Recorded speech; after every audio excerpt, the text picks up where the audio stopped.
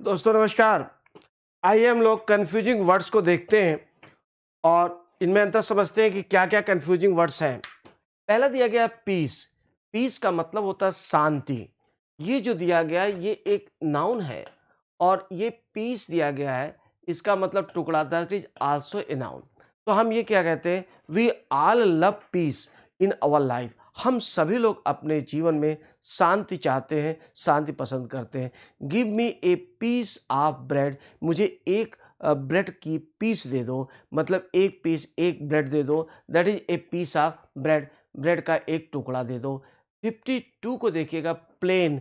Plane का मतलब सादा होता है, तो हम कैसे बोलते हैं, he came here in plain clothes, वह प्लेन क्लोथ्स में यहाँ आया, सादे कपड़ों में आया। नॉट इन हिज यूनिफॉर्म, अपनी यूनिफॉर्म में नहीं आया। दूसरा दिया गया प्लेन का मतलब वायुयान, और रंदा, रंदा मतलब जो बढ़ई मारता है उसको हम रंदा कहते हैं। तो हम ये कहते हैं my plane was late today, आज मेरा वायुयान क्या था, वह लेट था। The carpenter did not bring his plane, carpenter अपना प्लेन नहीं लेके आया। प्रे का मतलब प्रार्थना होता है। We must pray to God, हमें भगवान से प्रार्थना करनी चाहिए। तो ये हो गया। तो ये प्रे जो होगा यह वर्ब है और यह नाउन है। जो कोई काम होता है उसे हम वर्ब कहते हैं, और कोई अगर चीज़ है वो चाहे जिंदा हो चाहे मुर्दा हो उसे हम नाउन कहते हैं। तो प्रे का मतलब शिकार होता है, तो हम ये क्या कहते हैं, गलिबल पीपल, जो बहुत सीधे साधे लोग होते हैं, फाल प्रे, वो शिकार बन जाते हैं।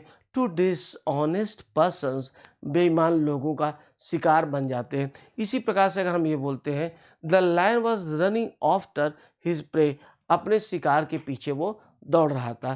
प्रेस्क्राइब, गौर करेंगे, प्रेस्क्राइब लास्ट में, इसमें देखिएगा बीच में एस, वाई ई एस में भी यस होता है, ई एस है, और इसमें देखिएगा नो। तो यहाँ से आप याद रखिएगा, यहाँ पे ओ दिया गया है, यहाँ पे ई एस दिया गया है।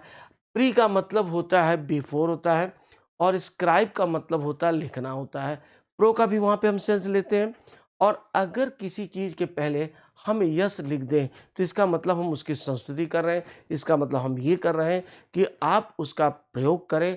और अगर हमने ओ यानी नो लिख दिया तो इसका मतलब हमने उसको मना किया। जैसे अगर मान लीजिए suppose that you are suffering from cough, अगर आपको सर्दी जुकाम हुआ है तो डॉक्टर क्या करेगा, डॉक्टर आपको काली मिर्च की चाय और इन सारी चीज़ों को, जो गर्म पेय हैं, उनको प्रेस्क्राइब करेगा। मूली हुए, ठंडा पानी हुआ, इन चीज़ों को प्रोस्क्राइब करेगा, उनके आगे नो लिखेगा। आगे क्वाइट है। क्वाइट का मतलब होता है शांत, यह एडजेक्टिव है, और ये क्वाइट है, यह एडवर्ब है, बिल्कुल संपूर्ण हो जाएगा। तो हम ये बोलते हैं कि टुडे ही वॉज क्वाइट, आज वह क्वाइट था, शांत था। और आगे हम बोलते हैं कि हाउ आर यू, अगर किसी से आपसे पूछते हैं क्वाइट वेल, क्वाइट वेल का मतलब हो गया बिल्कुल ठीक हो जाएगा। रेन और रेन, रेन का मतलब होता है लगाम, आर ई आई एन। तो हम ये कहते हैं कि he pulled the rain of his horse, उसने अपने घोड़े की लगाम खींची। And the horse began to run very fast, बहुत तेज वह दौड़ने लगा।